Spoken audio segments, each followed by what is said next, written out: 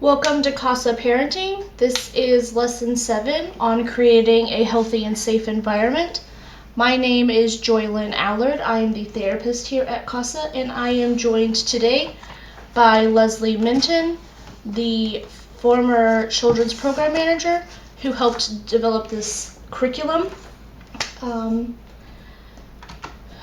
As always, the course expectations are to please silence your phones, only answer if it's an emergency, just make sure that any mobile device usage that's being utilized can be a distraction from yourself and others from the material.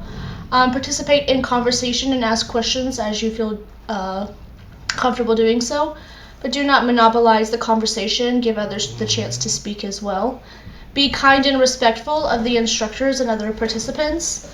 Respect the privacy and confidentiality of others in the group. This applies to not only Zoom options, but also the Google Classroom, as well as if you are joining in person. Do not share the group materials, handouts, videos, instruction videos, or PowerPoints with other people. If you know people who are interested in joining the course, please just refer them to us. Don't hand out our material that we worked hard to develop. And also keep track of your own certificates. As instructors, we don't keep copies of them. So if you are required to take this course and prove that you have been participating in the course, you may be required to produce these for the people who are requiring you to participate, and we don't keep copies of them. That is your responsibility. And also, if you would like the instructors to be able to speak to whomever is requiring you to complete this course to verify your participation, please see us about a release form. I will just some housekeeping stuff before we move on. It is December 2nd of 2021, and my co-facilitator here has a sinus infection. Thank you, winter and allergies and all the other good stuff that comes on. And also, I have a service dog in training with me today, so you may hear me correct him if he is doing something that he is not supposed to be doing. And I apologize for any interruptions that those two things may cause to your learning environment today. The learning objectives for this class are to identify potentially hazardous environmental factors that could lead to adverse effects on children and how to prevent injuries. Learn about physical and mental health warning signs and what to watch for and how to maintain overall safety and well-being of your children or child. Learn the effects that parents can have on their children when they themselves are in an unhealthy place. Identifying risk factors of various issues and how to seek help, and explain and identify prevention methods of domestic, family, sexual, and general abuse and neglect. First off, we're just going to do a little pre-test. It's not really required for you to participate in whether you think it's true or false. But parents should start cleaning their child's teeth as soon as possible, or as soon as their first tooth appears. The answer to that question is true. Start cleaning as soon as the first tooth appears. Wipe clean every day with a damp cloth, and then switching to a small soft toothbrush as more teeth come in. Question number 2, children younger than 6 should use enough toothpaste with fluoride to cover the toothbrush. That answer is false. Young children should only use a pea-sized amount of toothpaste with fluoride in it. Fluoride is important for fighting cavities, but if children younger than 6 swallow too much fluoride, their permanent teeth may develop with white spots, and using no more than a pea-sized amount of toothpaste can help prevent this from happening. Number 3, a parent or other family member's attitude about tobacco influences a teen's likelihood to try tobacco products. That is true. Research suggests that parental attitude is very important. If a parent is indifferent or permissive towards the use of tobacco, a teenager's likelihood of smoking increases, and the value a parent places on a tobacco-free lifestyle, regardless of whether a parent uses tobacco, carries significant weight. Number 4? Yes.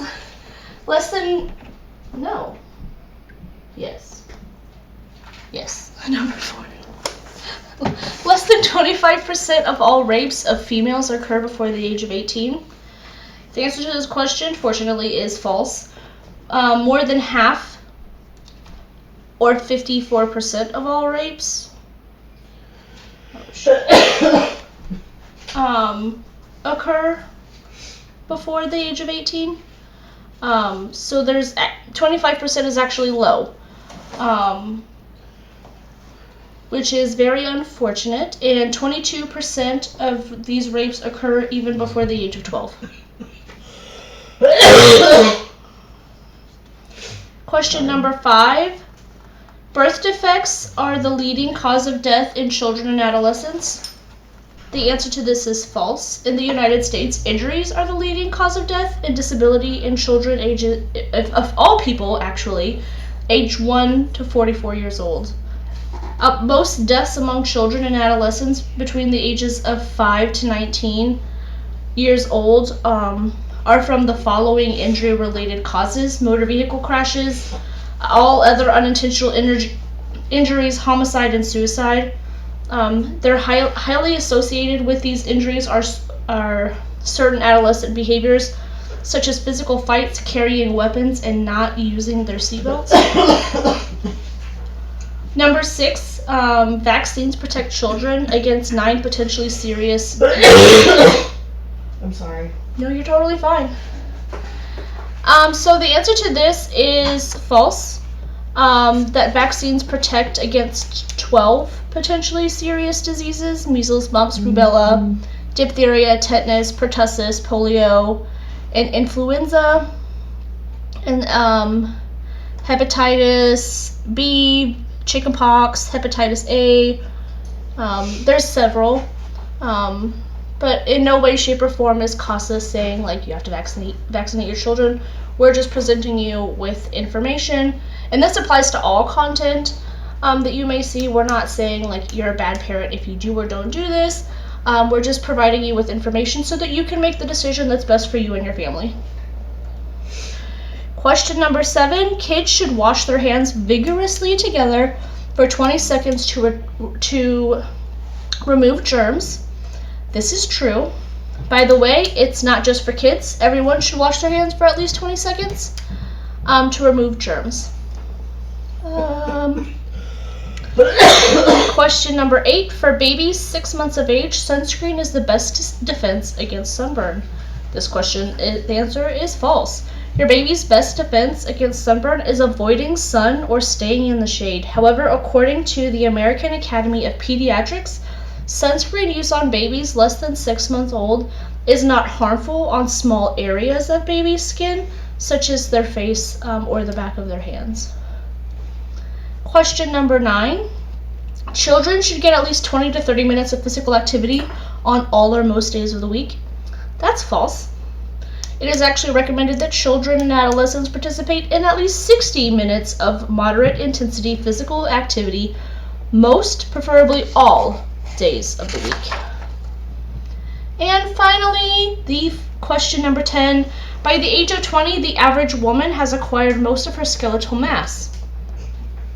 This answer is true. By the age of 20, the average woman has acquired most of their skeletal mass, and it is important for young girls to reach their peak bone mass in order to maintain bone health throughout their life. A person with high bone mass as a young adult will be more likely to have a higher bone mass later in life. Not getting enough calcium or exercise early on could result in a failure to achieve peak bone mass in adulthood. So we realize that not all families are alike. We know that every child and every parent is unique in and of themselves, and the dynamics between you are going to be unique. You face many different situations and different challenges every day. There is no one-size-fits-all approach to anything, or think of anything that we say as a strict parenting rules that must be followed. We just hope to give you new ideas for parenting so that you can make the best decisions that work for you, your child, and your family.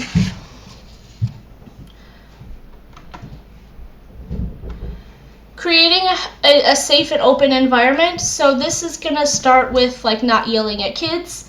They need to feel secure and stable in their home, and that is for everyone in their home. Everyone needs to feel safe and secure where they live. But children especially need to feel this. Having a place where they are physically and socially and emotionally secure is imperative for healthy development and a successful future.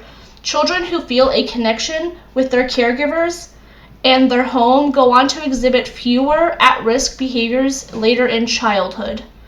To establish a meaningful relationship with your child and prepare them for what lies ahead, you must provide them with a place that feels safe at all times. First and foremost, a child's physical safety. In addition to providing a home free of neglect and abuse, it is important to keep children away from other household dangers that include like open windows, electrical cords, outlets, like stuff that they can hurt themselves on. Creating a safe and open home environment is more about just meeting your child's fundamental needs is more than just meeting your child's fundamental needs for survival. So food or shelter may be the foundation essential for nurturing your child. However, it's sometimes easy to underestimate or overlook the little things we can do to offer an open and supportive emotional environment. So like not yelling. Take a moment to think back at the last time somebody yelled at you. How did it make you feel? Children a lot of times will shut down when you yell at them. We talk about this a lot in discipline and direction. Letting them be kids, reading to them. We really hound that reading to them thing. Setting good positive examples, and staying positive, being consistent, being honest and straightforward, and displaying affection to them.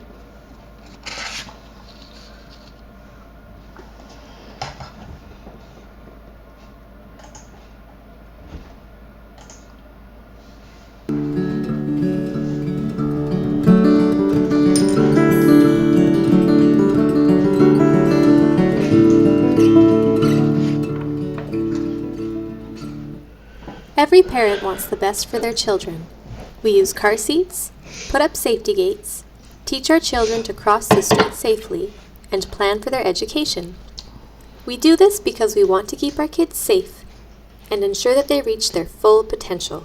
But did you know that there are other ways to help our children onto a path towards lifelong health?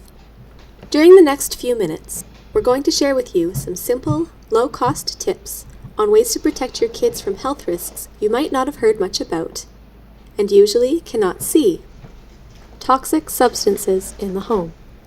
Whether you are planning to start a family, are expecting a baby, or already have children, these tips can help you create a healthier home environment for you and your family. Low levels of toxic substances are common in our environment, both outside and indoors. Harmful chemicals that stick to dust, fumes from household cleaners and renovation products, chemicals in plastics, and mercury in fish, all of these can have harmful effects on the growing brains and bodies of babies and children. Compared to adults, babies and children take in more toxic substances from their environment because they eat more, drink more, and breathe more for their size. Also, sticky fingers and toys can carry toxic substances that have settled into dust into curious mouths. Development starts in the womb and continues through childhood. The brain, immune system, digestive system, lungs, liver, and kidneys are still being formed as the baby grows up. Because all of these systems are not fully developed, babies and children are at a greater risk from toxic substances. Let's look at the brain, for example. Exposure to toxic chemicals while the brain is being built can harm how the brain is formed and how it functions. This interruption can have lifelong effects on behavior and the ability to learn. We are going to show you 5 simple ways that you can safeguard your children by reducing the harmful chemicals in your home. These steps are pretty easy, and they don't cost a lot of money. And it is always a good time to start. Just like quitting smoking and avoiding alcohol, reducing sources of toxic substances in the home when you are expecting a baby, or even before you become pregnant, can increase the chances that your baby will be healthy. If you already have children, these tips can help keep your family healthy and safe. Number 1, bust that dust. Chemicals from ordinary household items, like couches, televisions, toys, and carpets, can slowly break down and move into dust. So use a good quality vacuum, a damp cloth, or a wet mop to get rid of all that dust. Dusting with a dry cloth does not work. It just sends all the dust back into the air. Vacuum or wet mop once a week or twice a week if you have a crawling child. If you're pregnant, avoid being exposed to toxic substances in dust. Don't change vacuum cleaner bags or the bin of a central vac, and don't get a child to do it either. Dirt and chemicals from outside stick to the bottom of our shoes and are then carried into our homes. So leave your shoes at the door on a washable mat. Make sure to wash carpets and mats separately from clothes. If you work at a job that puts you in contact with lots of dust or toxic chemicals, be sure to shower and change your clothes before sitting on the furniture or playing with the kids. And wash your work clothes separately from family laundry. Reduce clutter and put toys in closed containers so they don't collect too much dust. Number 2, go green when you clean. Wash your hands often to get rid of dust and germs. Regular soap is all you need. Doctors say not to use antibacterial soap. If a sink is not available, an alcohol-based hand sanitizer is the next best option for cleaning hands. A lot of us are used to cleaning products with strong scents, but many of these cleaning products are made from harsh chemicals that are not good for us and especially not good for the developing fetus and child. For example, some of the chemicals used to make fragrances can interfere with our body's hormones. Since hormones control how our bodies grow and develop, it is especially important to avoid these chemicals during pregnancy and when children are young. But how do I do that, you say? It's simple. Choose fragrance-free laundry detergents, avoid air fresheners, and don't use scented dryer sheets. For household cleaning, vinegar and baking soda are safe, natural choices. Vinegar mixed with water is great for mopping floors, wiping countertops, or cleaning windows. Baking soda is a cheap and non-toxic way to scrub pots, sinks, and tubs. Just use it like you would any store-bought scouring powder. It really works. Instead of expensive air fresheners that simply cover up odors, try getting rid of the source of odors in the home. Make sure that the diaper bin and garbage have tight-fitting lids and empty them often. Open windows regularly to let in fresh air. Remember that strong fragrances are often created with unhealthy chemicals. Clean can mean not having a smell at all. Number 3, renovate right. Renovation projects can generate a lot of toxic dust and fumes. Pregnant women and children should keep away from areas being renovated and, if possible, should stay elsewhere until the job is finished. It is exciting to get ready for a baby, but pregnancy is not a good time to fix up the baby's room or get started on other remodeling projects. For any renovation project, some simple steps can help reduce health risks for your family. Separate the work area using plastic sheets sealed with strong tape. Carefully control and clean up all dust. Use low or zero VOC paints, finishes, and glues, and open windows and use fans to let strong odors out. Children and pregnant moms should only re-enter renovated space after all fumes have cleared and the dust has been thoroughly cleaned up. This is particularly important in homes built before 1978 because paints used up until that time had a lot of lead in them. Even homes built up to 1990 will have some lead in the paint. Painting down walls or disturbing windowsills and other painted surfaces in older homes will create lead dust, which is toxic to the developing brain. Avoid sanding or scraping old paint. Number 4, get drastic with plastic. Chemicals from plastics can move into our food and drinks, especially when plastic is heated.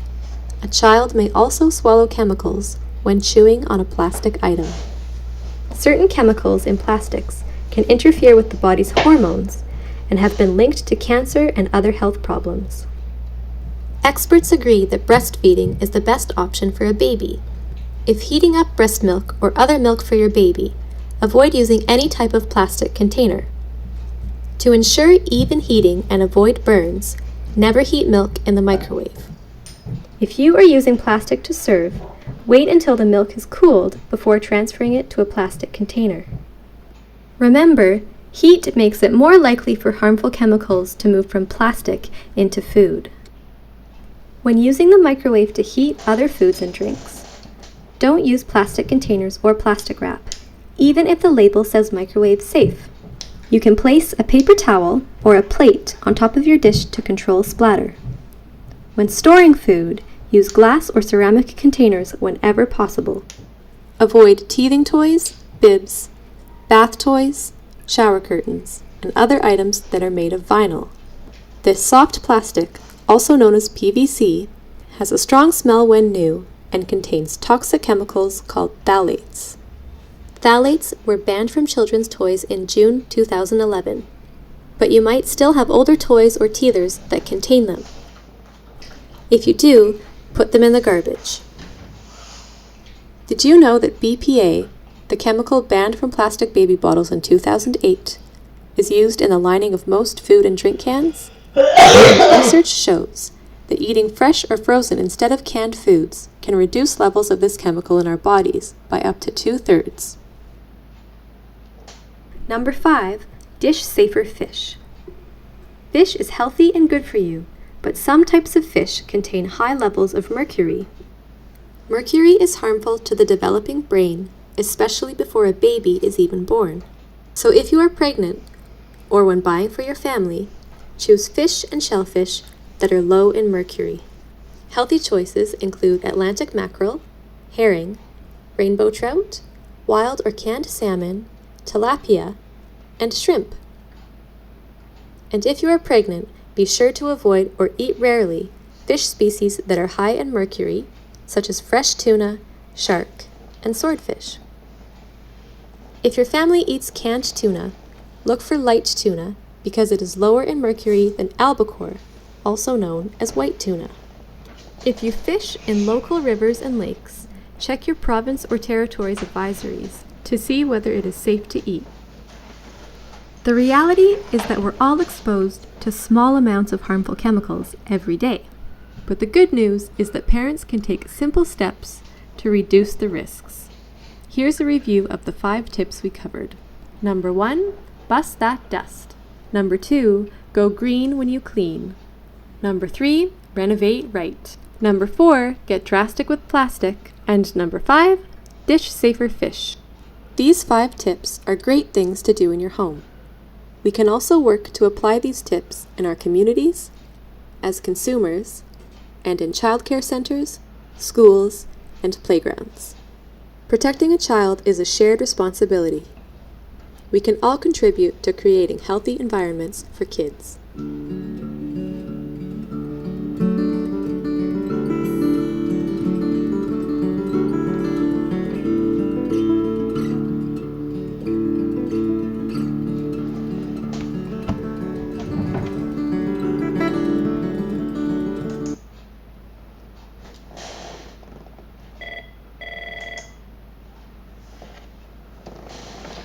Tips for raising safe and healthy children. So Whether the pregnancy is planned or unexpected, once the pregnancy is, once you're aware of the pregnancy, plan for healthy pregnancy.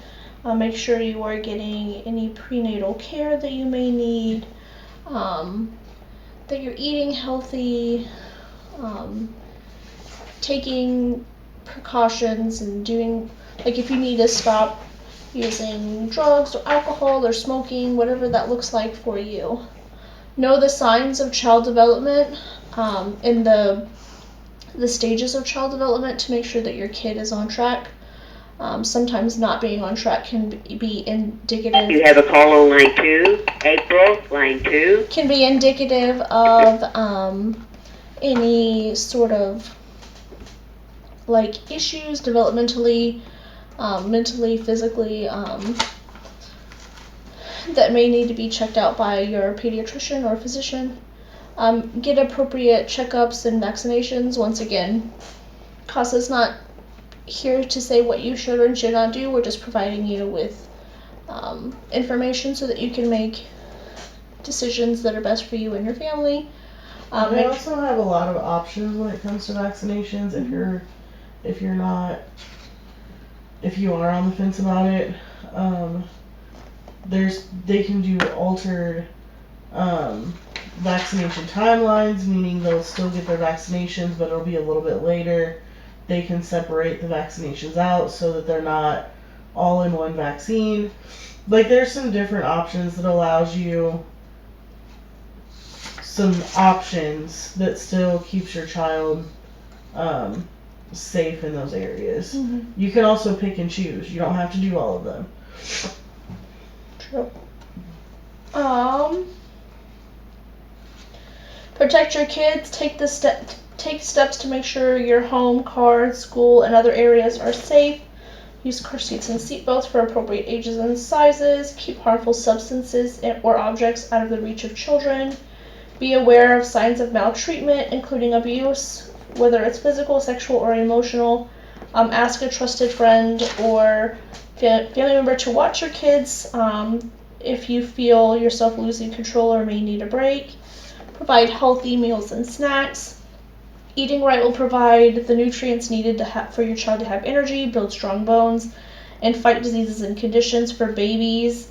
The article that I pulled this information from said that breastfeeding is best, but whatever your baby eats, some people, like their kids can't latch, they don't want to breastfeed, they're allergic to there's lots of situations that breastfeeding may not be the best option.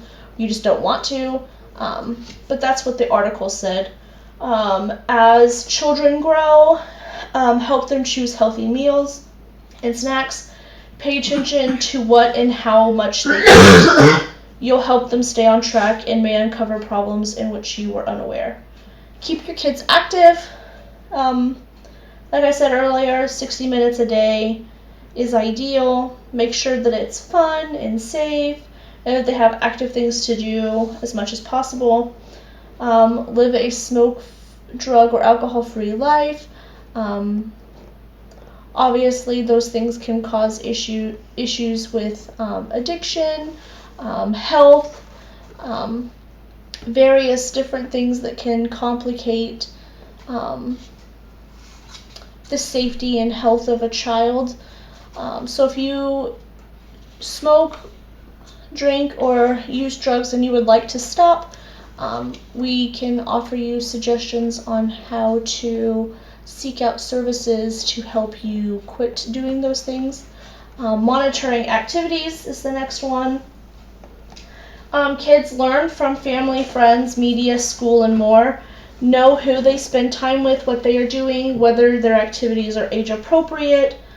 Discourage TV for children under the age of 2 and limit TV viewing recommended by the American Academy of Pediatrics is no more than 2 hours for older children per day.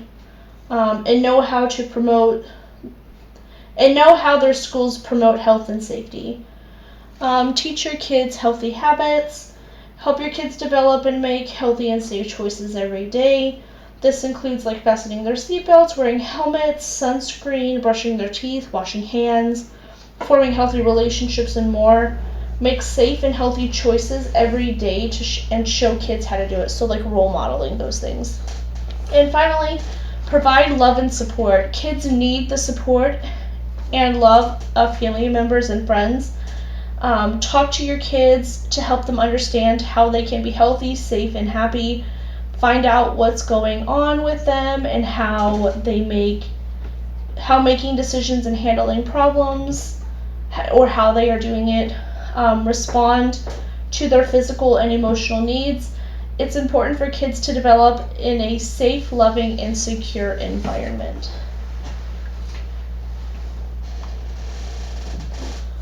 Home safety. Home safety is about supervising your child, creating a safe environment, and teaching your child about what's safe and what's not. Your adult-friendly home may have lots of potential hazards for a child, but you can keep a child safe by finding out what risks your home may have and prevent them or remove them. But even when you think you've removed all safety hazards, in reality, children can still stumble and fall, or they might find the one thing that you missed. So supervision is still one of the key components to keeping a child safe. You can do a lot to avoid common home injuries like falls, burns, scalds, poisoning, drowning, strangulation, suffocations. You remove those obstacles from their reach. But as they grow and they're more mobile, they climb things, they can open things, they become alert to a new set of hazards, you may need to change the environment again and make sure it's still safe for them to play and explore without causing unnecessary harm. If your child is injured, it is important to know the basic first aid and CPR, and how to care for your child until medical help arrives. If you have any questions about local classes or anything like that, I know when I had my kids, they gave me like a certificate for like free classes on child and infant CPR and first aid. I had already been trained through my employer, so I didn't really need it. But if your hospital doesn't do that, you can always call in your local health department and see if they know of any classes that might be offered that you can join. Some things you may need to take into consideration when you're considering home safety is preventing falls. What does that look like? Do you have stairs? Do you need to block them off? Burns or scalds, making sure that the water heater is not on too high, that they can't reach the stove, anything like that. House fires, do you have a plan of exit? Poisoning, making sure all hazardous material is up or like locked away. Strangulation or suffocation, so like plastic bags. The blind strings. Blind strings, I was trying to find the word for it. Electrical safety, like if the outlets are accessible. Water safety, making sure that when they are bathing or like swimming or anything, like kids can drown in just a few inches of water, so making sure they're being supervised. And taking safety precautions, so like if you're on a boat, wearing a life jacket. Safety around furniture, making sure any hard edges are taken into consideration. I know we lived in a house once that had a fireplace, so the fireplace had a mantle and a hearth, and the hearth was kind of like raised up off the ground, and it was brick. So we had to put like a padding on it so our kids wouldn't fall and hit their heads on brick, or jump off of it or something. And also to prevent burns, we had to put like a little gate around it. Safety around glass. It's pretty self-explanatory. You don't want a child to like hit a glass table and it shatter. Kind of reminds me of that famous TikTok. Oh no, our table. I think that something that isn't commonly addressed is making sure that you're watching like milestones. So like if you have an infant that's learning to like roll over or crawl and stuff, there's certain things like the baby swings aren't safe once they get to a certain age. Right. Because they can topple them. Same thing with like a bassinet or a crib when they're getting older. So like the weight and age requirements on those products. And you see a lot of the TikTok videos of like the babies crawling out of the crib. And so like those pose risks to them obviously. But I think that's something that we don't think about a lot, is making sure that we're looking at those developmental milestones and making sure that their toys are still age appropriate. And that we're adjusting their environment accordingly. Yes. Know when to do the whole like, you know, you were talking about like baby proofing the house. Like when you have an infant that can't move, baby proofing isn't that necessary important. Yet. But at 6 months old when they're starting to crawl around, then things change rapidly. Yes. And then safety outdoors, that includes streets, neighbors, parks, ponds, really anything, just making sure that they're being appropriately supervised and that the environment is safe for them. So in all of our videos, I'm sure you've known this by now if you have been here for the whole other lessons, we have audio and visual attention questions. To verify that you are participating, if you are an in-person participant, you do not have to do this. However, if you are doing this at your own pace via the Google Classroom, this is required to make sure that you're paying attention. So the audio attention verification question is actually 3 questions. Does your family have a fire escape route? Do you practice your fire escape route? Because just like any other thing, practice makes perfect. In a situation in which you may find yourself in an actual emergency, your fight, flight, or freeze response may engage, and if you do not practice, you may forget what you're supposed to do. So practicing what to do when it's not an emergency will make it kind of second nature for you when there is an emergency. Just a little lesson in there for the audio question. And then please write a detailed description of your escape route plan. So like you can write it, you can draw a map, take a picture, send it in. I don't care how you do it. As long as I know that if you have a plan, that it's homework to have one if you don't. Oh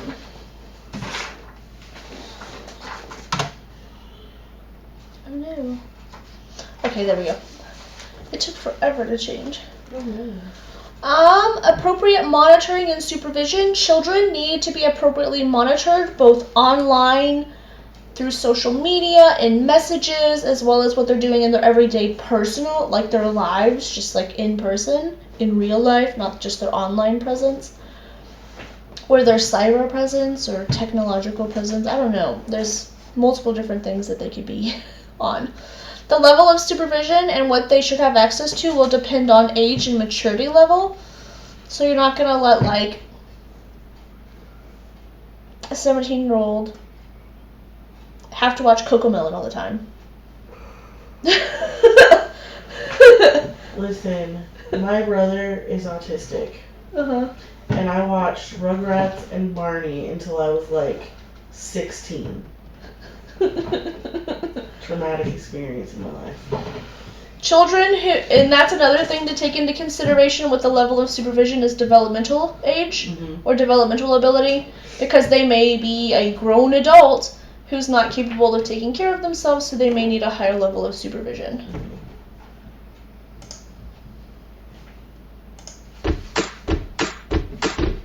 Japanese.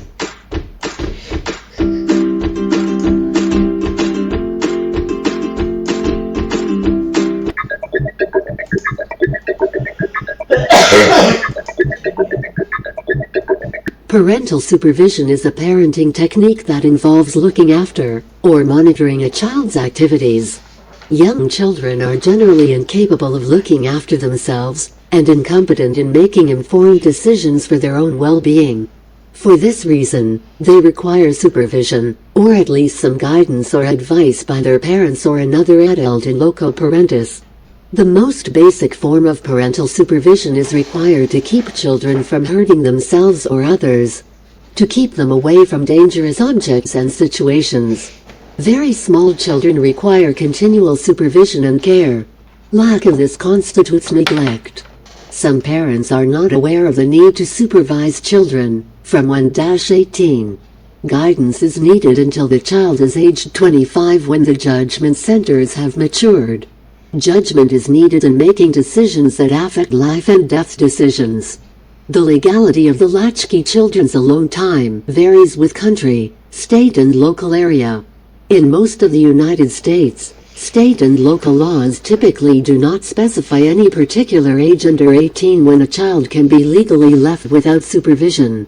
However, some states do have specific age restrictions. For example, children under age of 8 years/old cannot be left at home alone in Georgia, Maryland, North Carolina, 9 years/old in North Dakota, 10 years/old in Oregon, Tennessee, Washington, 11 years/old in Michigan, 12 years/old in Colorado, Delaware, Kansas, 14 years/old in Illinois. In addition, many people believe that children should be protected from violent or pornographic imagery. Some believe that children should be protected from information that challenges the value system that their local culture instills in them. Some jurisdictions enforce these restrictions with legislation. Where the acceptable boundaries lie in this area is very much a matter of opinion, and a matter of great controversy. The arrival of the Internet has made uncensored access to information available to the home in a way that was previously impossible. For this reason, many parents choose to supervise the time that their children spend accessing the Internet. Others choose to use content control software. Some others regard it as their duty to educate their children in how to use the Internet responsibly, without the need for censorship. Based on issues of protection and safety, a judge may decide that in order for a child to have contact with a parent, a neutral third person must be present during any visitation. This type of third-person visitation arrangement is called parenting time supervision.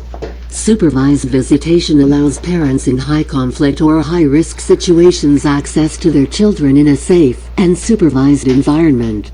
The non-custodial parent has access to the child only when supervised by another adult.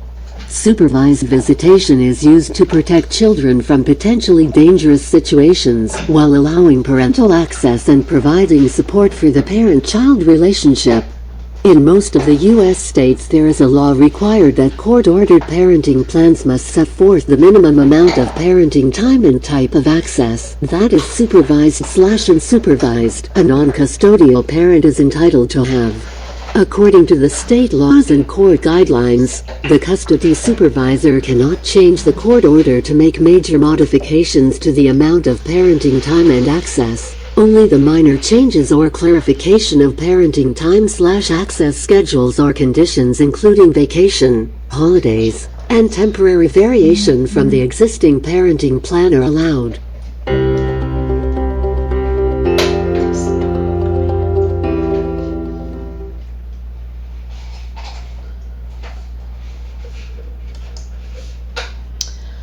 So back to that list on one of the previous slides, planning for a healthy pregnancy. So before pregnancy occurs, make a plan to take action, see your doctor, you talk to them about medical conditions, lifestyle and behaviors, any medications or vaccinations.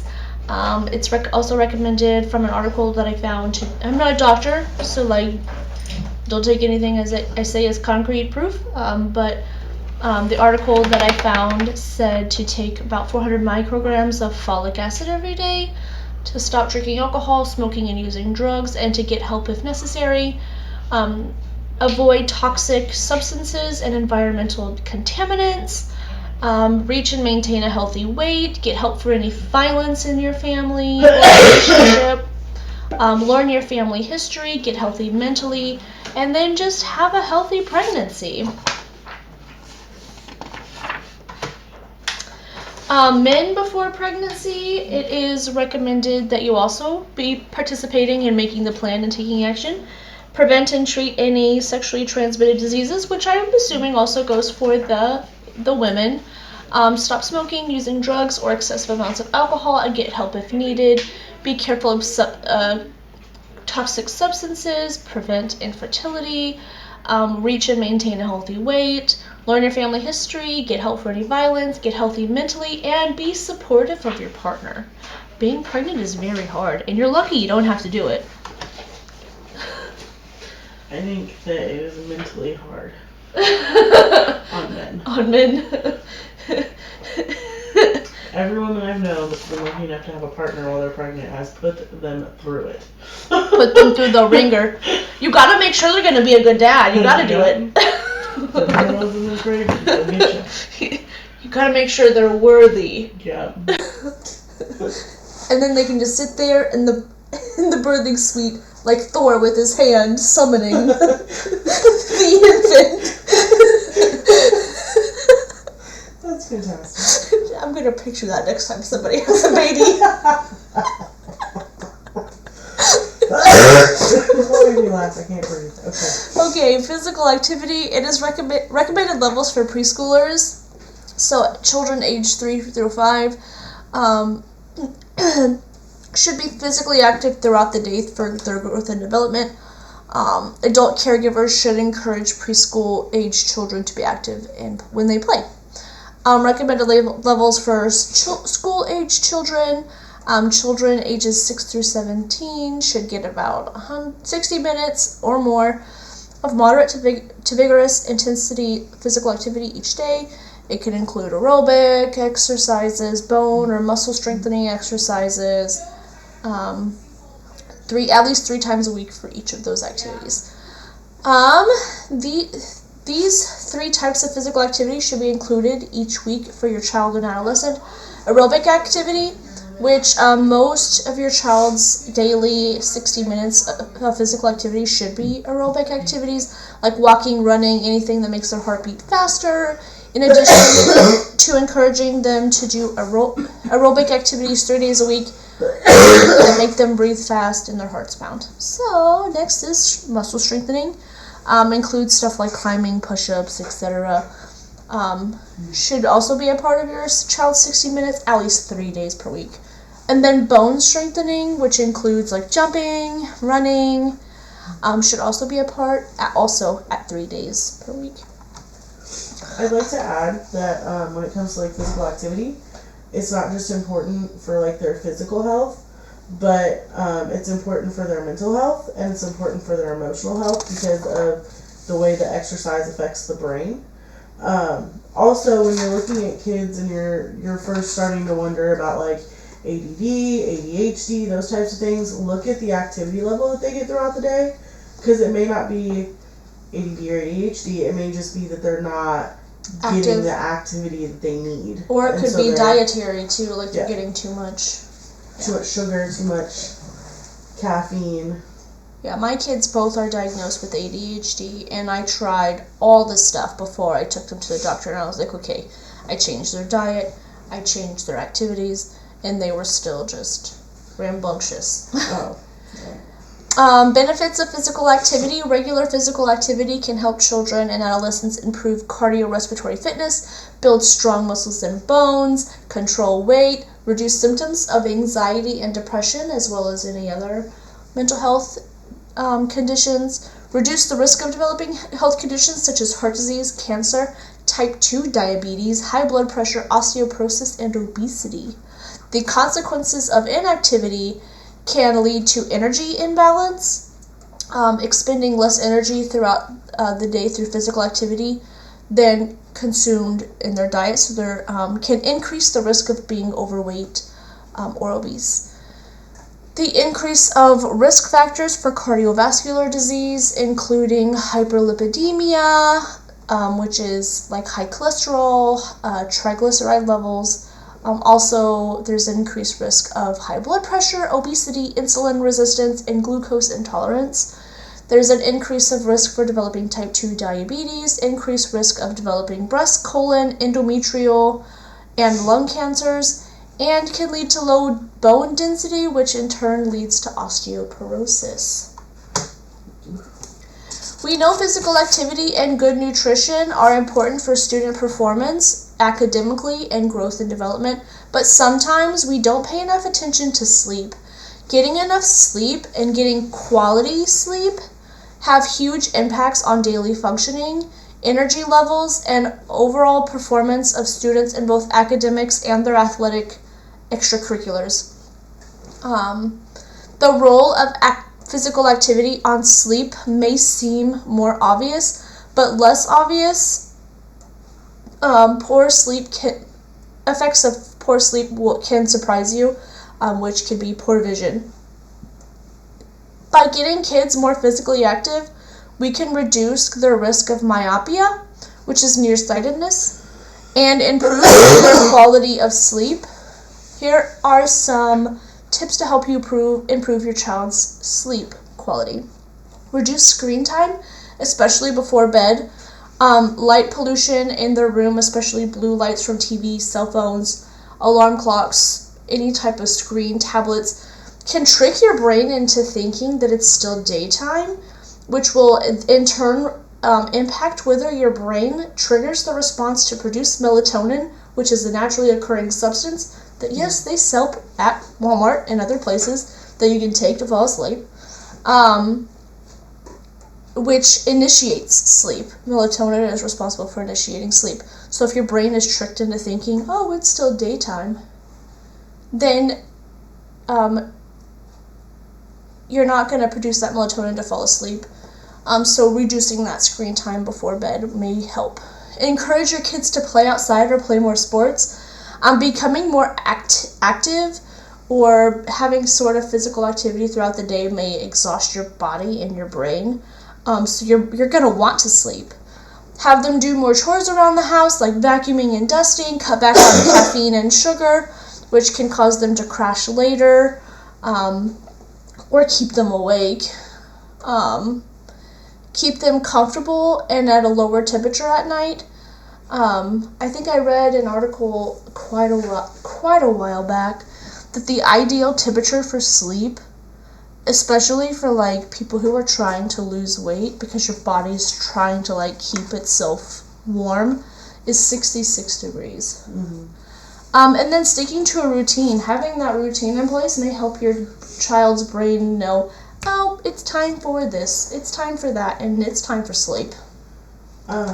We talk about circadian rhythms during Everything Teen, but these types of wind down activities are going to be even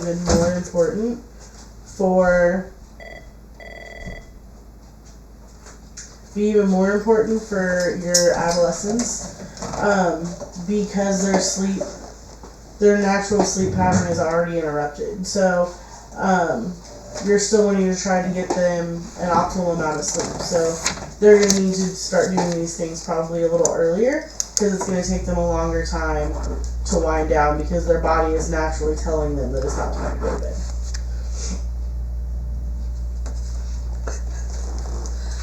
More on activity. Play, which is generally includes physical activity, contributes to health in several ways. Through play, your child develops cognitive skills like problem solving, and they improve motor skills. They strengthen your bodies. Through active movement, they increase verbal and social skills, and they reduce stress. Sorry about that, the dog just shook. Yes, young children do experience stress too, although it may not be in the terms that you and I may think is being stressful. It may be that their friend didn't want to play with them at recess today. That's stressful. Play and learning go hand in hand. Play and fitness do too. As a parent of a young child, you are the key influence in getting your child moving. Be creative, build enthusiasm by introducing play activities, and make moving fun. Babies obviously are too young for structured ideas, but it is important that they are active too. Use a play mat with suspended toys. This encourages babies to reach and kick. Daily tummy time helps strengthen the baby's core muscles to get them ready to sit up, crawl, and then eventually walk. Supervise tummy time closely until you're sure your baby is able and strong enough to hold his or her head independently. And by the time your baby is 3 or 4 months old, you can help your baby stand and use leg muscles with your support. As your baby grows, make sure baby gets time every day to roll, crawl, sit up, and eventually stand. As your baby becomes a toddler, encourage both structured and unstructured play activities every day. Structured play is important because of the interaction that promotes baby's brain development in different ways. Planned outings to local children's museums or libraries are good choices. Going for walks as far as your child's little legs can make it. And talk about everything you see. You may want to bring a push car or a stroller or something for the return home because they might just be exhausted and may not want to walk home, and you're definitely not going to feel like carrying them. Use the backyard as a teaching tool for names and colors of things you see. Tex, you're fine. You don't have to leave the house. Keep your young one moving, walk, run, jump together. It's good for both of you. Push your child on the swing, catch him or her going down the slide. Keep a running conversation. Use these times to help your child improve motor skills and learn new skills. Many interactive play opportunities exist inside too. Young children also need unstructured play, where they can use their imaginations and explore the world. Obviously, they still need adult guidance, and you are still needed, but now as an observer to ensure safety. Toddlers and preschoolers love to play with older siblings and other neighborhood children, kicking balls, dancing together, playing organized games of hide and seek, basketball, soccer, all sorts of stuff, follow the leader. They all encourage physical activity and physical fitness. By the age of 4, your child may be ready for organized sports like t-ball, karate, gymnastics, swimming. And if you live in a rural area where no organized sports are available, form a neighborhood team. Physical benefits of keeping your child moving include strong muscles and bones and less likely to become overweight and decreased risk of chronic health problems such as obesity, type 2 diabetes, elevated blood pressure, and cholesterol levels. 3 quick fitness tips to encourage physical activity at home. Keep TVs, computers, and video games out of your child's bedroom. Limit computer and video time to an hour a day or less for children 5 years old. And some experts recommend no screen time prior to 18 months old.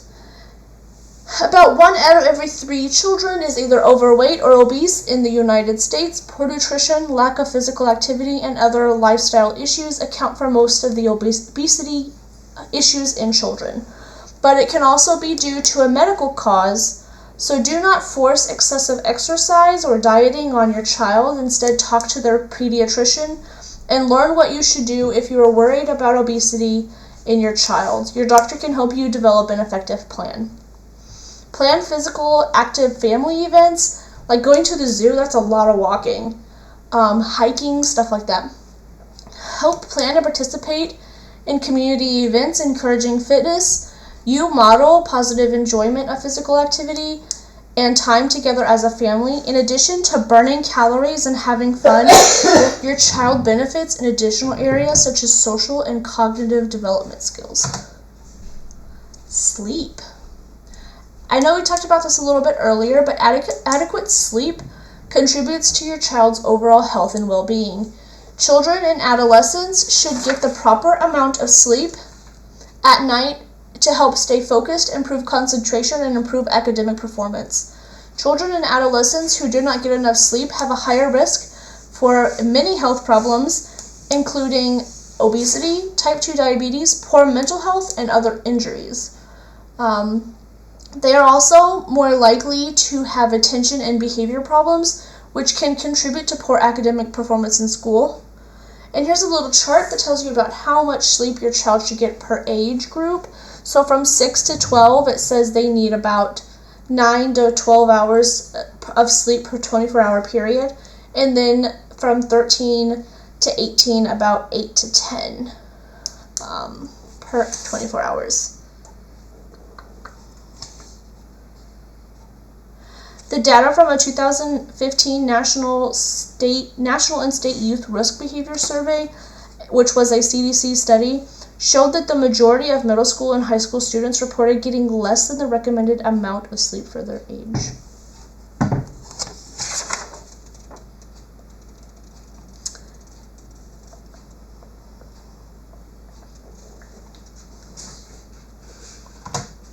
Newborns require about 17 hours of sleep. Notice that was not on the chart. It started at age 6. So they need about 17 hours of sleep. As your baby grows, that time will lessen. But even at a year old, your baby will likely still sleep about 14 hours a day. Track night sleep and nap to know if your baby is getting enough sleep or sufficient sleep. Babies quickly become familiar with a nighttime or bedtime routine. It's called sleep training, and it prepares them for sleep. So choose your routine, and you may want to include like nightly baths, singing, reading to them, rocking them, etc. From ages 1 to 3, your toddler will still need a lot of sleep. Toddlers average 11 to 12 hours, including naps. Again, a bedtime routine does wonders to prepare your child for a restful night sleep.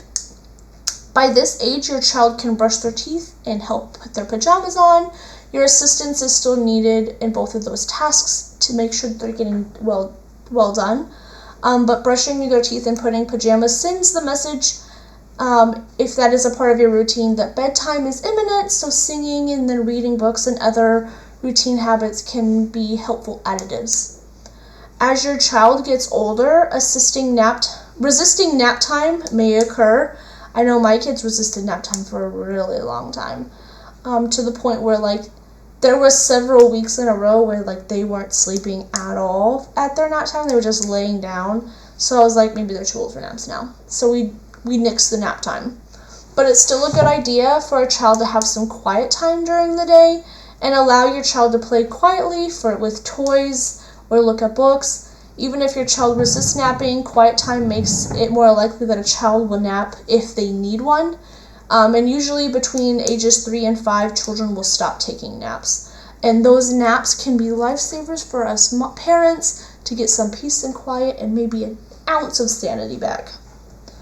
Preschoolers still need 10 to 12 hours of sleep each day. You may need to schedule earlier bedtimes. Bedtime routines remain important, and so does a regular bedtime, because as the child is older, parents sometimes think that actual bedtime can be more flexible, but a regular bedtime and a regular time to get up in the morning make for a happier child who has got enough sleep.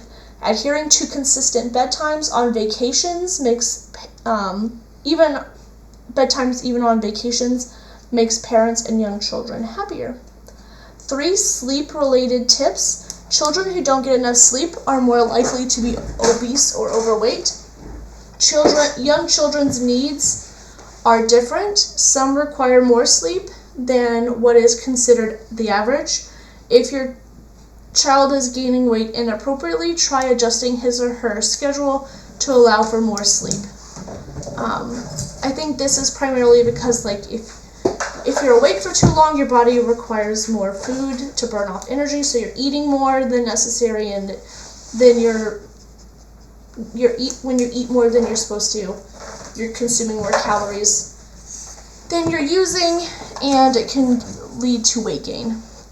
If your child goes to daycare, insist on regular nap times. Babies should nap on their schedule, but toddlers do better with an established daily nap time. Well-rested toddlers are less likely to throw temper tantrums. Less likely is the key word here. Toddlers will always throw tantrums. Or be unreasonably demanding when you get home. Don't allow your toddler or preschooler to watch TV or play electronic games before bed. This arouses the brain rather than helping the child unwind. It also makes it more likely that you will encounter resistance when you start your bedtime routines. Place. Text. Healthy weight. Normal or healthy weight status is based on BMI between the 5th and 85th percentile on the CDC growth chart. It is difficult to provide a healthy weight range for children and teens because the interpretation of BMI depends on height, weight, age, and sex. Overweight is defined as a BMI above the 85th percentile and below the 95th percentile for children and teens of the same age and sex. And then obesity is defined as a BMI above the 95th percentile for children and teens at the same age or sex. Your doctor can help you calculate your child's BMI. I don't recommend using any of the online ones, just making sure you talk to your doctor. Online ones are pretty generic and maybe can give you some inaccurate reads for your child. What? Definitely. That's definitely true. When I was in high school, if I had gone by like my generic BMI, I would have been like morbidly obese. But when I went to a diet nutritionist specialist, they put me on a machine to read my actual BMI, and it wasn't nearly as bad as what it would have been compared to like a generic chart. Like a chart and a calculator where you just, because there's a lot of things that go into that, because you can be considered overweight and still be fairly healthy depending on your activity level and stuff. Right. Most U.S. children attend school for about 6 hours a day and consume half of their daily calories at school. Regular physical activity in childhood and adolescence is important for promoting lifelong health, well-being, and preventing various health conditions. And obesity now affects 1 out of 5 children in adolescents in the United States. This below is like a BMI chart to show you like what percentile is considered what, whether it's normal or healthy or underweight, overweight, or obese. Drinking water. Water helps your body keep a normal temperature, lubricate and cushion joints, protect your spinal cord and other sensitive tissues, get rid of waste through urination, sweating or perspiration, and bowel movements. Your body needs more water when you are in hotter climates, more physically active, running a fever, or having like illnesses like diarrhea or vomiting. If you are not getting enough water, these tips may help. Carry a water bottle for easy access when you are at work or running errands. Freeze some water-safe bottles. Take one with you for ice-cold water all day long. Choose water instead of sugar-sweetened beverages. This can also help with weight management. Substituting water for a 20-ounce sugar-sweetened beverage will save you about 240 calories. For example, during the school day, students who have access to drinking water gives them a healthier alternative to like going to the soda machine for like a soda or a Gatorade or something. Choose water when eating out at restaurants. Generally, you will save money as well as reduce the calories of a meal that's probably already going to be high in calories because you're eating it at a restaurant. Add a wedge of lemon or lime to your water. This can help improve the taste and help you drink water more than you usually do. Now they have like Mio and flavor packs and stuff that have like low calories to them. They may have sweeteners and stuff in them, but they may also help promote drinking more water, even if it is flavored water. Drinking enough water through the day is good for overall health. It helps manage body weight by reducing caloric intake when substituted for drinks that are high in calories, such as soda. Drinking water can prevent dehydration, a condition which can cause unclear thinking, results in mood changes, cause your body to overheat, may lead to constipation and kidney stones. Adults and youth should consume water every day. Daily fluid intake or total water is defined by the amount of water consumed through other things other than just drinking. It could be foods, drinking, and other beverages. Daily fluid intake recommendations vary by your age, sex, pregnancy, and breastfeeding status. Although daily fluid intake can come from food or beverages, plain drinking water is a good way to make sure that you're getting plenty of fluids that are at 0 calories. U.S. adolescents who drink less water tended to also drink less milk, eat less fruits and vegetables, drink more sugar-sweetened beverages, eat more fast food, and get less activity, which, as we've talked before, lead to all sorts of other problems like obesity, diabetes, high blood pressure. Limit added sugars. Americans are eating and drinking too much added sugars, which can lead to health problems such as weight gain and obesity, type 2 diabetes, and heart disease. To live healthier, longer lives, most need to move more and eat better, including getting fewer calories from added sugars. Added sugars are sugars and syrups added to foods or beverages when they are processed or prepared. Naturally occurring sugars, such as those in fruits or milk, are not added sugars. Added sugars are labeled with many different names in many different forms. Examples of added sugars seen on ingredient labels include but are not limited to brown sugar, corn sweetener, corn syrup, dextrose, fructose, glucose, high fructose corn syrup, honey, lactose, malt syrup, maltose, molasses, raw sugar, and sucrose. Americans should keep their intake of added sugars to less than 10% of their total daily calories as a part of a healthy diet. The leading sources of added sugars in the U.S. diet are sugar-sweetened beverages, grain-based desserts like cakes, cookies, or candies, dairy-based desserts like ice cream. So reducing the amount of sugary drinks and sugary foods each day and replacing them with plain water or fruits may be a good way to reduce your intake of added sugars. If you have a kiddo that doesn't really like plain water, you can infuse it with fruit, and like apples is really good, grapes is really good, and then the water's sweet, but it's not artificially sweetened. Yeah. Diet and nutrition. Good nutrition begins at birth.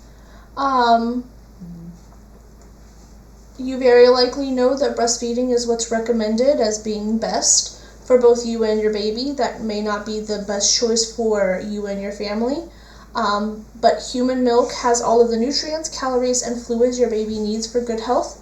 Formula does not contain the same substances as human milk, which actually protects your baby's health. Ear infections, diarrhea, pneumonia, bacterial and viral infections occur less frequently in breastfed babies, but breastfeeding has other advantages too. However, not every mother does or can breastfeed. Numerous choices are available in various formulas, bottles, nipples, and other aids. So talk to your pediatrician or family doctor about the best choices for you and your infant. As your baby grows, you will start to add solid foods like baby cereal, baby food, mashed whole foods. Starting solid foods too early can open the door for obesity later, so make sure your baby is ready. Developmental changes from the age of 1 to 3 contribute to factors that can make mealtime difficult. Managing mealtime helps you keep your toddler on track with good nutrition, from toddler tantrums to you move to preschool pleasers. By this age, your child likes the pleasure that comes from making mom or dad or whoever's taking care of them happy. That doesn't mean your challenge is over, though. They can become extremely finicky or simply aren't interested in eating certain things or eating at all. You decide what to serve and set meal and snack schedules. You give them choices whenever possible. Allow them to stop eating when they decide they are satisfied. There's often times like an expectation that like you have to eat all of your food. That can become an issue later in life, or including like obesity, stuff like that. Like if we're serving them portions that are larger and they're expected to eat them all. Try to make mealtime pleasant and not a battleground. Nutritional tips include milk and water are best drinks for young children. Avoid juices. They contribute to poor oral health and are high in sugars. If you do occasionally give them juice, make sure you're providing juices without any added sugar. Contribute and offer your children a variety of foods, and offer it often. So like they may reject it this time, but the next time they may decide that they're not going to reject it. I think there's like I think the average time that a child will reject something is like, I think it's 7, isn't it? Before they'll try it? I don't remember. I don't either.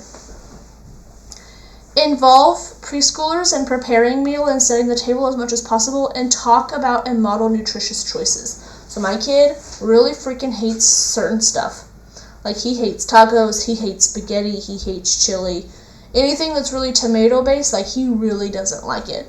And so like part of the way I get him to eat it is I let him choose what goes into it to a certain extent. Like tacos, I'll let him choose what goes on his taco.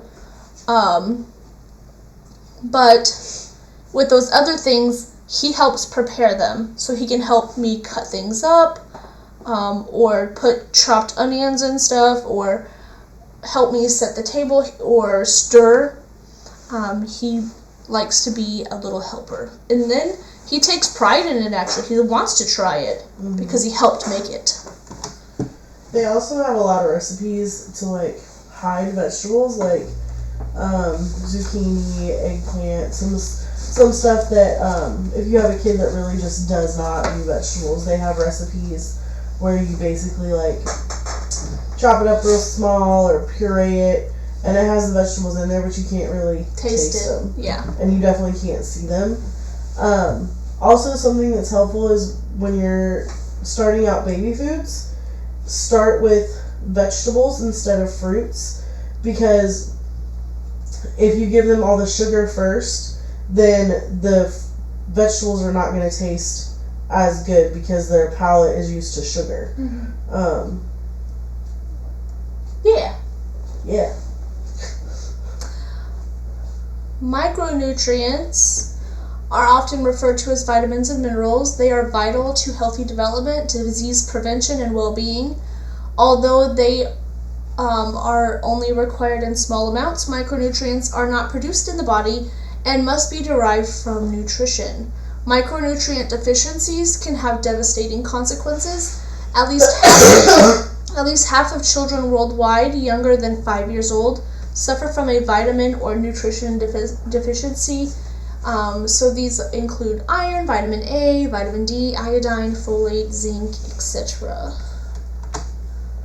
This is a visual attention verification question.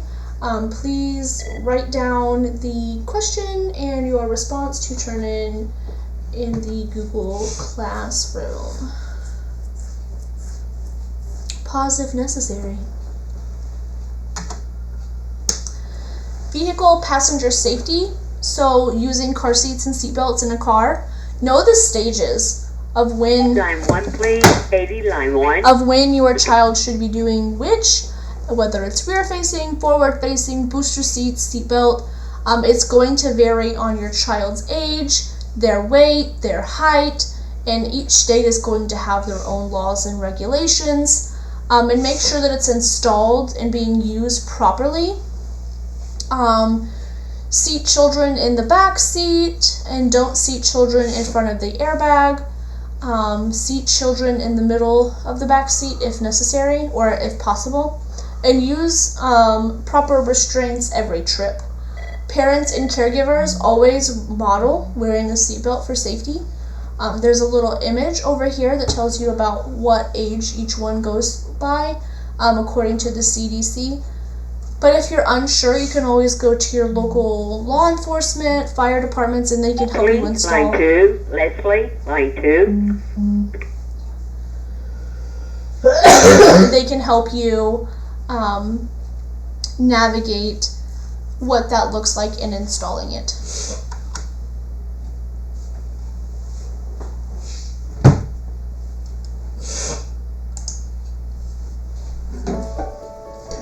Child passenger safety is serious business.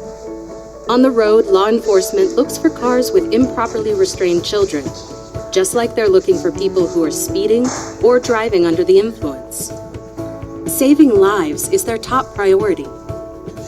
When they see a child bouncing up and down in the front seat, obvious and dangerous, a citation will be issued. The reason for issuing tickets is to keep kids safe. Car crashes are the #1 cause of death for children. Death and injury can be prevented by proper use of car seats, booster seats, and seat belts. But 3 out of 4 kids are at risk because their car seats are not used correctly. It is important for everyone to be familiar with the Child Passenger Safety Guidelines and recommendations. Colorado law states that all children must be in an appropriate restraint system. Not doing so means you can be ticketed and fined. Safety experts recommend that all children under 12 be in a car seat or a booster seat. Children between 8 and 15 should be in a booster seat or seat belt. Let's break it down further. Children under the age of 1 are required by law to be in a rear-facing seat in the back of a vehicle. But experts recommend keeping a child in a rear-facing seat as long as possible. Children from age 2 through 5 should be in a forward-facing car seat, and kids age 4 to 12 should be in a booster seat. The car seat must fit the child properly. See the instructions from the manufacturer, which are usually found on the side of the seat. In addition, safety experts recommend that children under the age of 13 sit in the back seat due to the airbag. Proper fit varies greatly by age, weight, height, and physical development. Here are a few things to look for. How does the child fit in the seat? It shouldn't be too big or too small. The child should look comfortable in the seat. Think shoulders. In a forward-facing seat, you should see where the harness straps come out of the car seat. In a rear-facing seat, the shoulders should cover the harness strap slots. Is the harness snug against the child? Or does it look loose and unsecure? Is the car seat attached to the vehicle, either with a latch or the vehicle's seatbelt? If not, the driver can be ticketed. Is the booster seat being used with a shoulder-lap belt combination? It cannot be used with lap only. Is the shoulder belt touching the child's neck or slipping off their shoulder? If so, the booster seat is either being used incorrectly or the child should be in a different seat. Once a child outgrows a car seat and booster seat, a seat belt must be used. If not, you can be ticketed and fined. At CarSeatsColorado.com, parents and caregivers can learn how to select the right seat for their child, make sure their child and seat are secure, and find an inspection station to get it checked out for free. Law enforcement, parents, and caregivers can download a child passenger safety law card to print and keep as a handy reference. Follow these simple rules to prevent getting a ticket, or worse, death or injury to a child. Thank you for doing your part to keep. Every day, millions of parents secure their kids in car seats to keep them safe, but many are not choosing the right seat or are moving their child to the next size car seat too soon. Here's how you can make sure your child is as safe as possible in the car. First, choose the right seat for your car and for your child's age and size. Use the car seat finder at safercar.gov/therightseat. Once you have obtained the right seat for your child, ensure it is installed properly and that your child is safely secured.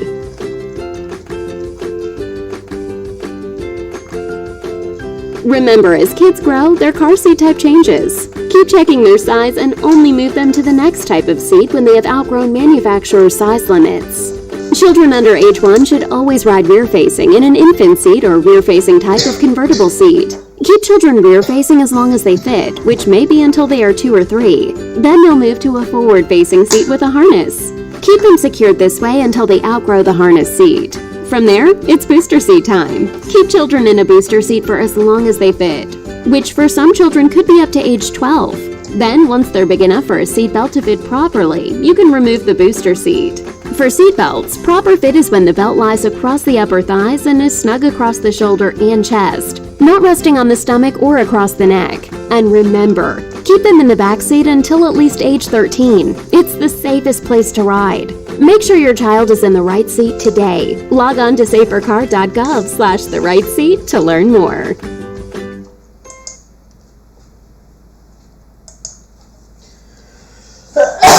Next, we transition into like a very difficult thing to talk about, which is sudden unexpected death, infant death. SUID is a term used to describe the sudden and unexpected death of a baby less than a year old, in which the cause was not obvious before investigation. These deaths often happen during sleep or in the baby's sleep area. You can learn more about the problem and any other activities you can do to prevent it on the CDC's website. So to understand the problem, we need to know that about 3,600 babies in the United States die suddenly and unexpectedly each year. A thorough investigation is necessary to learn what caused these deaths. Sudden unexpected infant deaths include sudden infant death syndrome, or SIDS, which is the accidental suffocation of a baby in their sleeping environment, and other deaths that have unknown causes.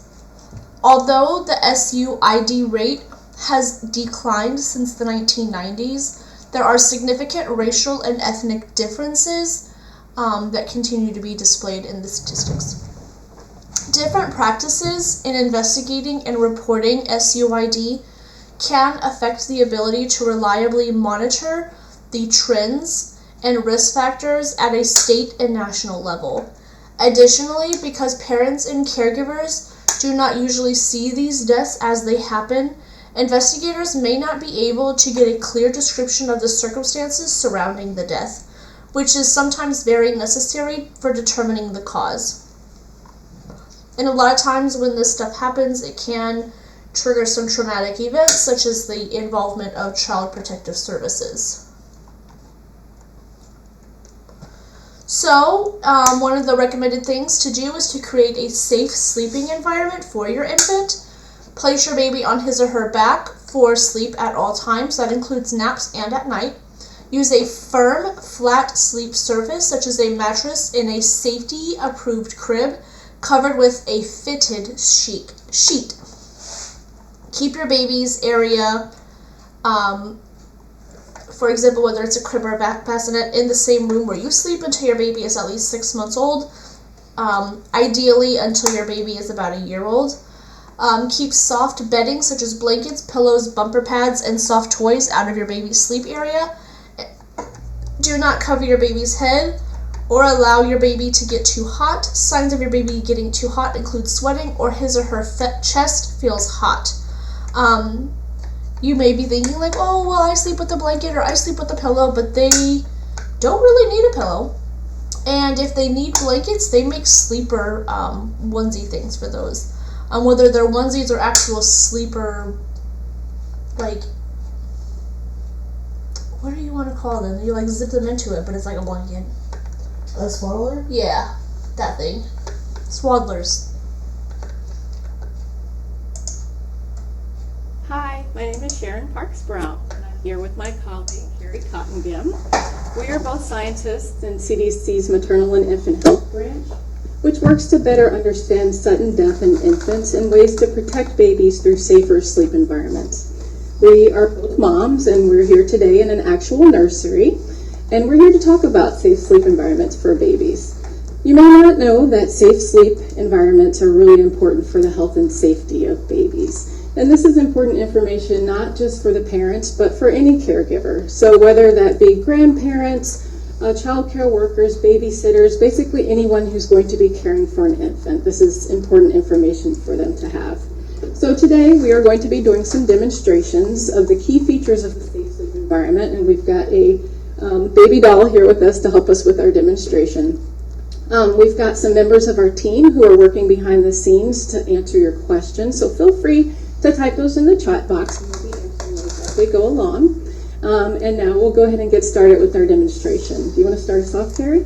Sure, let's start by talking about this crib. It's a really cute crib, but there are some things in it that can put your baby at risk for something called sudden infant death syndrome, or SIDS for short. But before we get into all that, Sharon, let's first talk about what's positive about this crib. The baby doll here has been laid to rest on her back.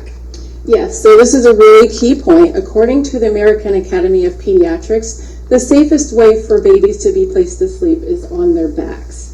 Now, a question we get pretty often is, what happens if my baby can flip over? And the answer to that is, if your baby is capable of flipping themselves over, it's still recommended that you place the baby to sleep on his or her back.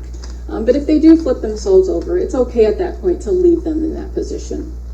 Now let's talk about some other key features of this crib, Carrie. Sure, the crib itself is great. Babies need their own sleep environment to sleep in, like a crib, a bassinet, or a portable crib. They should never share a sleep surface with another person, a child, or even a twin. They need their own surface. The surface should also be firm, flat, and level, like this crib mattress. This crib mattress is great because it fits tightly up against the edge of the crib, and there's no chance that the baby can get wedged in any of the gaps. So you might put your baby in angled devices such as car seats, strollers, or this bouncy seat here. And these items are great for transporting your infant or for even playtime. But if your baby's sleeping, it needs to be moved, he or she needs to be moved to a firm, flat, level sleep surface like their own crib as soon as possible after falling asleep in the device. So, now that we've talked about the makings of a safe sleep environment, Sharon, what can you tell everybody about breastfeeding and safe sleep? So this is another really common question that comes when we're talking about safe sleep environments. And we know that breastfeeding is great for both moms and babies, but we also know that it can be easy for moms to get sleepy right after or during the feeds, especially during those first couple of weeks and months when you're getting extremely tired and sleep deprived. So the recommendation is that if you do bring the baby to bed to breastfeed them, that you move them back to their own crib or bassinet as soon as possible before you go to sleep. Now, there are a couple things you can do to help you with this. One of them is to have a partner or a friend or family member who may be with you to help you with that process. So that person can talk to you and tap you on the shoulder if they see you starting to nod off, or they can also help by moving the baby back to their crib or bassinet if you do nod off.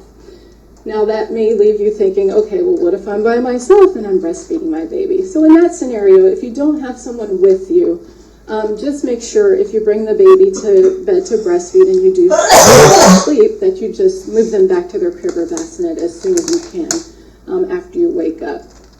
And there's one other thing to mention about the breastfeeding scenario. Another one of the recommendations is that babies' cribs or bassinets be in the same room as the caregiver for at least the first 6 months. And this is for a couple of reasons. One, it helps facilitate those round-the-clock feedings, especially the late-night feedings. If the crib is in the same room with the caregiver, it makes it easier to just hop out of bed, feed the baby, whether you're breastfeeding or bottle feeding, and then put the baby back in their safe sleep surface. And that's the other reason that having them in the same room is important, is that it helps ensure that you will move them back to their safe sleep surface when they're done feeding. So we've talked about breastfeeding and the firm flat surface. What else should we talk about here? Yeah, now we're ready to make this crib even safer by removing the soft items from it. The blankets, the stuffed animals, and the bumpers should all be removed from the crib.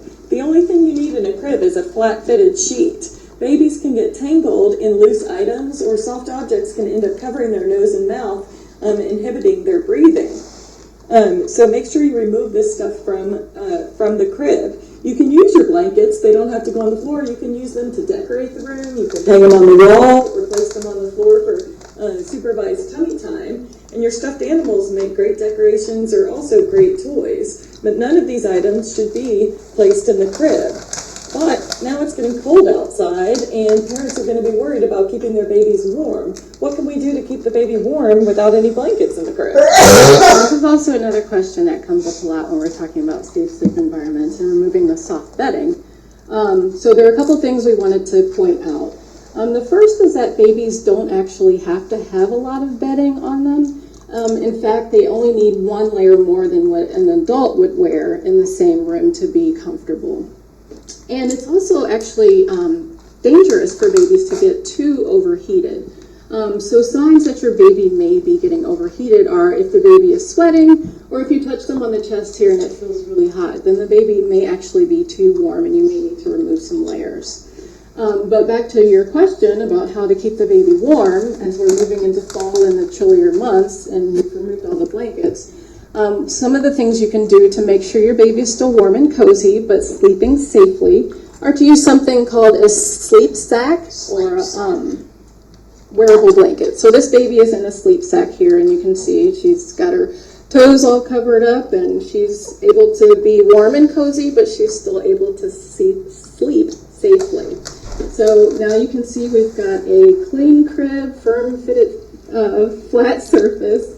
And this looks great, but I know we've covered a lot of information in a few short minutes. Do you want to summarize our key take-homes, Carrie? Sure, Sharon. The things that we want you to remember are to always place your baby on its back to sleep in their own sleep environment, like a crib, a portable crib, or a bassinet.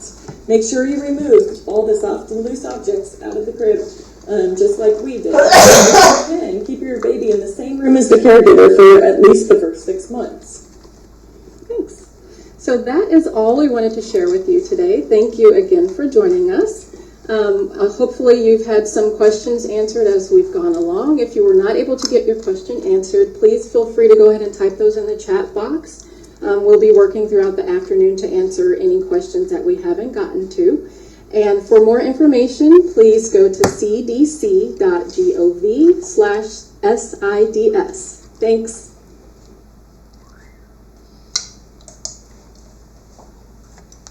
Up next is poisoning. Not our husbands, our kids. We need to be prepared at all times on what to do to avoid poisonings. I tricked you there. You thought we were going to talk about poisoning our kids. We're actually going to talk about how to avoid it. Have the number 2 poison control and or emergency personnel available. Remain calm.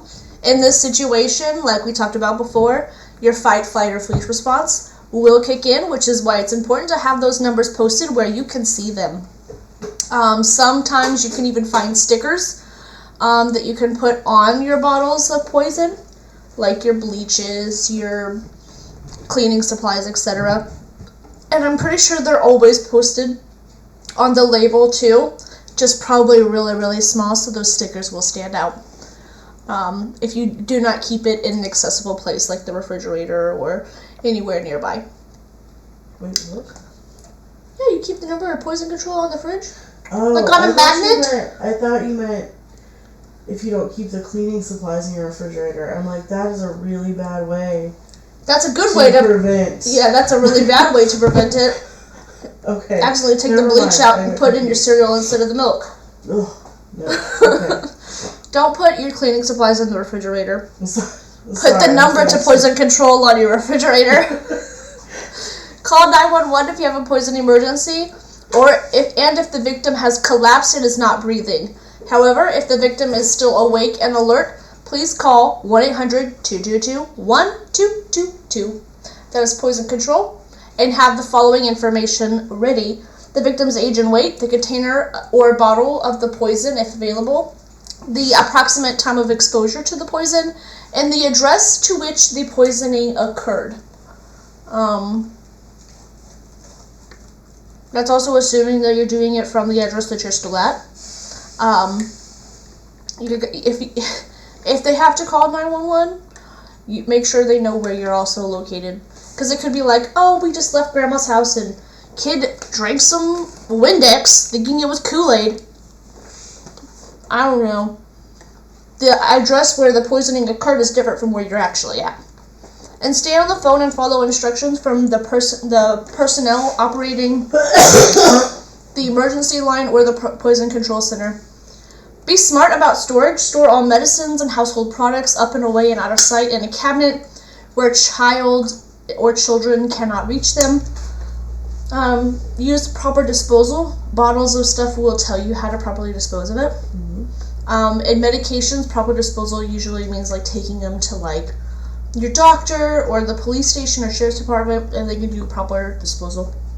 Do not call medicine candy under any circumstances. Kids will think it's candy and they will take it or eat it, resulting in poison. Identify any poisonous plants in your house or in your environment, including your yard, and place them out of reach or yank them, kill them, whatever you gotta do to keep yourself and your child safe. Personal hygiene. This includes hand washing, brushing and flossing teeth, trimming and cleaning fingernails and toenails, regularly bathing, washing your face, the usage of deodorant, covering coughs and sneezing, combing hair, and wearing clean, weather-appropriate clothing. All of this stuff is pretty self-explanatory. You don't want to wear long sleeves in the middle of July, or tank tops and booty shorts in January during a blizzard. But if you have any questions about them, please ask. Oral health for babies, wiping their gums twice a day with a soft or clean cloth in the morning, after the first feeding and right before bed, to wipe away any bacteria and sugars that can cause cavities. When teeth come in, brush twice a day with a soft, small bristled toothbrush with plain water. Visit the dentist by your baby's first birthday to spot signs of early problems. Talk to your dentist or doctor about putting fluoride varnish on your child's teeth as soon as the first tooth appears. For children, brush their teeth twice a day with fluoride toothpaste. Use tap water that contains fluoride as well. And ask your child's dentist to apply any dental sealants when appropriate. For pregnant women, see a dentist. Brush at least twice a day and floss daily. Flossing should also probably be in the children. Keeping a clean home. Systems and routines are key to keeping a tidy and organized home. We talk about chores and routines in a previous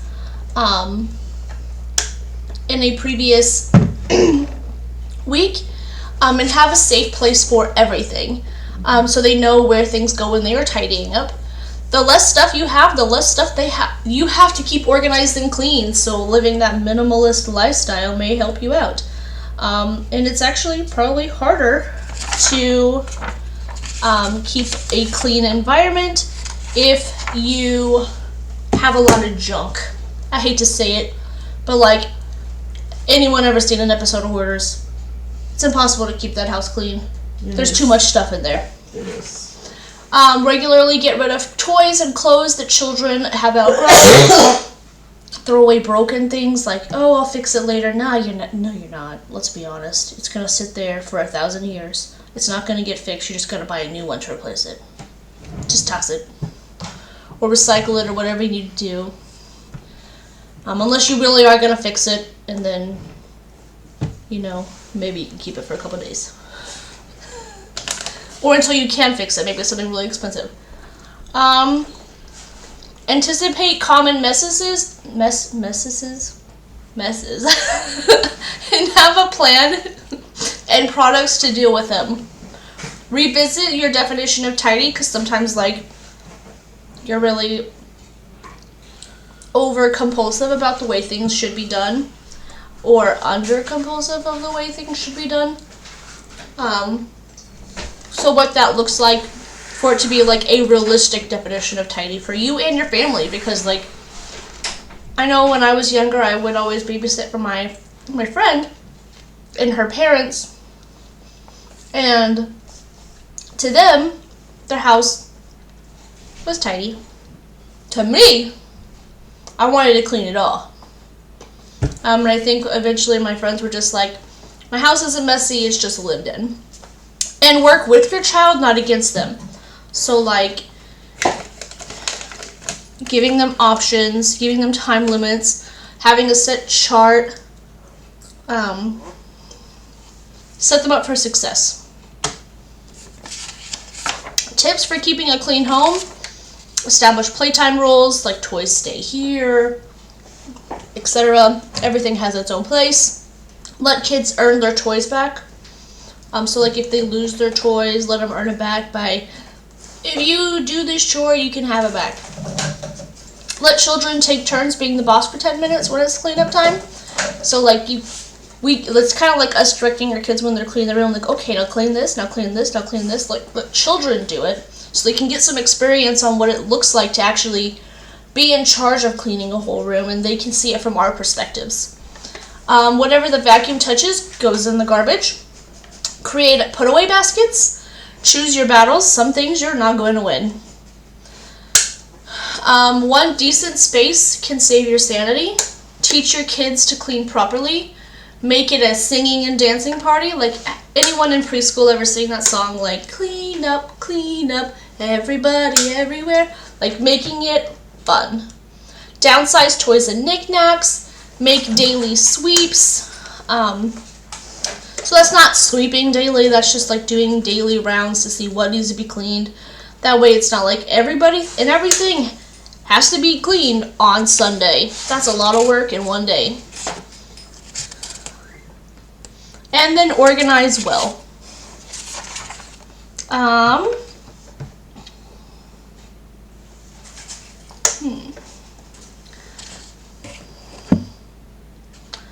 I am looking to see if there's anything on here that I can further define.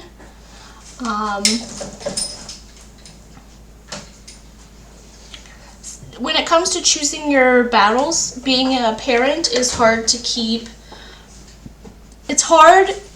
Being a parent is hard, and keeping a house clean is exhausting. Remember to give yourself some credit. Trust me, you are not the only person whose home looks like a tornado has probably hit it. As far as one decent space can save your sanity, sometimes the chaos of it all can feel very overwhelming.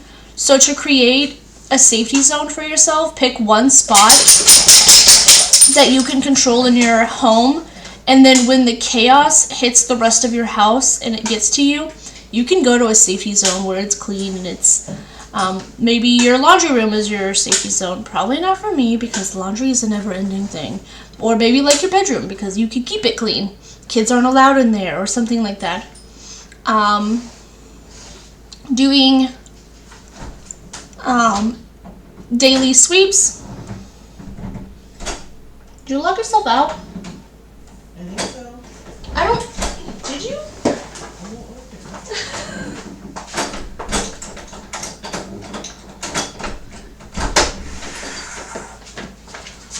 Sorry about that.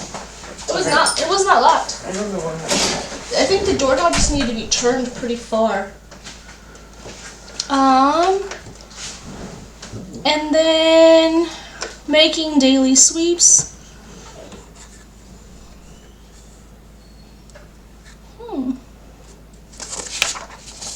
I swear it's on here. Give me a second. We clean up after playtime, or do major sweep after the children are in bed. That's it. Those two things means that it's almost every evening, unless it's a particularly busy evening. The house looks neat and tidy before bed, and it really only takes around 10 minutes max to do it each time. Put things back where they came from. That's why it's important for everything to have its place. 2 or 3 days of messes make cleaning and tidying take longer, so try to do it every single day so that it doesn't build up. Remember, It's much easier to maintain than it is to let it pile up and clean it all.